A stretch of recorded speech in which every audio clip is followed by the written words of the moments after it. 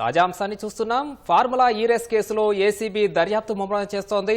ఈ వ్యవహారంపై ఫిర్యాదు చేసిన ఐఏఎస్ అధికారి దానకిషోర్ వాంగ్మూలాన్ని రికార్డు చేయనుంది.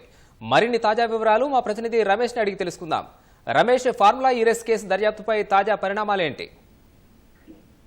ఫార్ములా ఈ కేసుకు సంబంధించి ఇప్పటికే ఏసీబీ అధికారులు అయితే కేసు నమోదు చేసి దర్యాప్తు చేసిన సంగతి తెలిసింది. అయితే ఈ రోజు కానీ లేదా రేపు కానీ ఫిర్యాదుదారుడైన దానకిషోర్ సంబంధించి అతనికి సంబంధించిన వాంగ్మూలాన్ని రికార్డ్ చేయనుంది. వాంగ్మూలం రికార్డ్ చేసిన తర్వాత ఈ కేసులో ఇప్పటికే కేసు నమోదు చేయడం జరిగింది. దాంట్లో ముగ్గురికి సంబంధించి కూడా ముగ్గురు సంబంధించి ఎవరైతే పేర్లు మాజీ మంత్రి కేటీఆర్ తో పాటు తర్వాత అరవింద్, తర్వాత మరొక చీఫ్ ఎగ్జిక్యూటివ్ ఆఫీసర్ ఉన్న అతనికి సంబంధించి కూడా అతనికి నోటీసులు ఇచ్చిన తర్వాత విచారణ కూడా జరిగే అవకాశం ఉంది. విచారణలో సంబంధించి కూడా ఈ ఫార్ములా వ్యవహారంలో విదేశీ కంపెనీలకు సంబంధించి నగదు బదిలీ పైన కూడా ఇప్పటికే కొంతవరకు ప్రాథమికంగా ఆధారాలు సేకరించినప్పటికీ వారిని విచారించినట్లయితే మరిన్ని వివరాలు తెలిసే అవకాశం ఉందని కూడా ఏసీబీ అధికారులు భావిస్తున్నారు. కాబట్టి ఈ ఫార్ములా రేస్ వ్యవహారంపై కూడా కేసును ఇప్పటికే ఏసీబీ నమోదు చేసినప్పటికీ ఆ కేసు ఆధారంగానే మరొక ఈడీ కూడా ఎంటర్ కావడం, ఈడీ అధికారులు కూడా మరొకసారి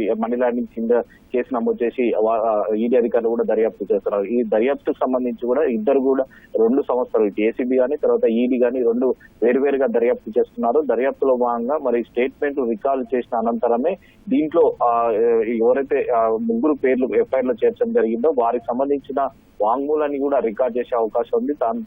దాని తర్వాతనే తదుపరి చర్యలు ఏ విధంగా ఉంటాయనేది ప్రస్తుతం అయితే వేచి చూడాల్సిన అవసరం ఉంది. ఇప్పటికే ఈ ఈడీ అధికారులు అయితే క్షేత్రీయ స్థాయికి సంబంధించి కూడా ఏ బ్యాంకు నుంచి ఈ నగదు బదిలీ చేశారు, ఎందుకోసం బదిలీ చేశారన్న అంశాలపైన కూడా ప్రత్యేకంగా ఈడీ అధికారులు దృష్టి సాధించినట్లయితే ఒక సమాచారం అందుతుంది. దాని ఆధారంగా ఎప్పుడు ఎంతవరకు ఎంత అమౌంట్లు ఏ బ్యాంకులకు వీళ్ళు బదిలీ చేశారు అన్న దాని మీద కూడా ఒక స్పష్టత రావాల్సిందని చెప్పి కూడా అధికారులు అయితే భావిస్తున్నారు. కాబట్టి ముందుగా బ్యాంకు అధికారులను కూడా దీంట్లో ప్రశ్నించే అవకాశం ఉంది. దీనిలో అప్పుడు ఈ ఫార్ములాకు సంబంధించి కూడా అగ్రిమెంట్ ఏవైతే చేస్తున్నారో వాటిని కూడా ఎవరెవరు ఏ అధికారి దాన్ని అనుమతి ఇచ్చారో దాని మీద కూడా ఈడీ అధికారులు ప్రత్యేకంగా దృష్టి పెట్టి దానిపైన వారిని విచారించని చేసే అవకాశాలు ఉన్నాయి. అయితే తాజాగా ఈ కేసును అయితే ఇటు ఈడీ అధికారులు నమోదు చేయడం జరిగింది. కాబట్టి దాన్ని మనీ లాండరింగ్ కింద మాత్రం కేసు అయితే నమోదు చేసి దర్యాప్తు అయితే చేస్తుంది. కాబట్టి దాని ఆధారంగా ఇంకా దర్యాప్తులో భాగంగా ఏ విషయాలు వెలుగులోకి వస్తాయి ఆ విషయాలకు సంబంధించి కూడా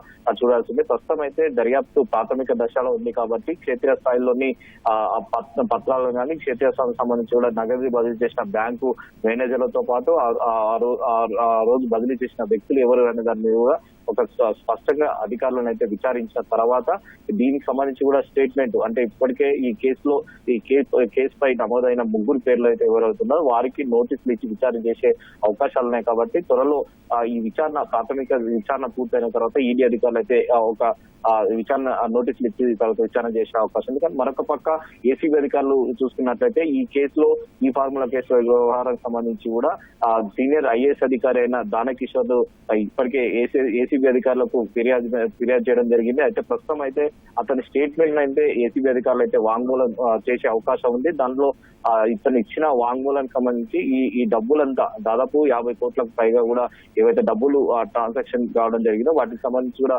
వాటి వివరాలకు సంబంధించి ఎవరు చేశారు ఏందని కూడా కొంతవరకు దానకిషోర్కి సంబంధించి కూడా వాంగ్మూలం అయితే రికార్డ్ చేసే అవకాశం ఉంది. హెచ్ఎండిఏ నుంచి బదిలీ చేసిన నగదు ఎక్కడెక్కడ ఏ బ్యాంకులకు సంబంధించి కూడా చేశారనేది కూడా దాని పూర్తి స్థాయిలో అధికారులు ఇప్పటికే పత్రాలను తెప్పించుకొని ఏసీబీ అధికారులు అయితే పరిశీలిస్తున్నారు. దాంట్లో హెచ్ఎండిఏకి సంబంధించిన అగ్రిమెంట్లు కానీ తర్వాత బ్యాంకు వివరాలు కానీ ఇతరత్ర సంబంధించిన పత్రాలను అయితే పూర్తి స్థాయిలో పరిశీలిస్తున్నారు. కాబట్టి పరిశీలించిన తర్వాత అధికారులు మరి దీంట్లో కేసు నమోదైన ఈ ముగ్గురు ఎవరైతే ఉన్నారో ఆ ముగ్గురికి కూడా నోటీసులు ఇచ్చే అవకాశం ఉంది. కాబట్టి నోటీసులు ఇచ్చిన తర్వాత సుదీర్ఘంగా విచారణ చేసే అవకాశం, ఎందుకు ఆ కంపెనీకి నగదు బదిలీ చేయాల్సిన అవసరం వచ్చింది, ఆ కంపెనీ వల్ల ఎవరు ప్రోద్బలంతో కూడా ఇదంతా నగదు బదిలీ చేశారనే దానంలో అధికారులతో పాటు ఇప్పటికి ఎఫ్ఐఆర్ లో నమోదైన ముగ్గురు ఎవరైతే ఉన్నారో వారిని కూడా విచారణ తర్వాత వాంగ్మూల రికార్డు తర్వాత నోటీసుల తర్వాత ఎలాంటి చర్యలు తీసుకోబోతున్నది అయితే ప్రస్తుతం అయితే వేచి చూడాల్సిన అవసరం ఉంది.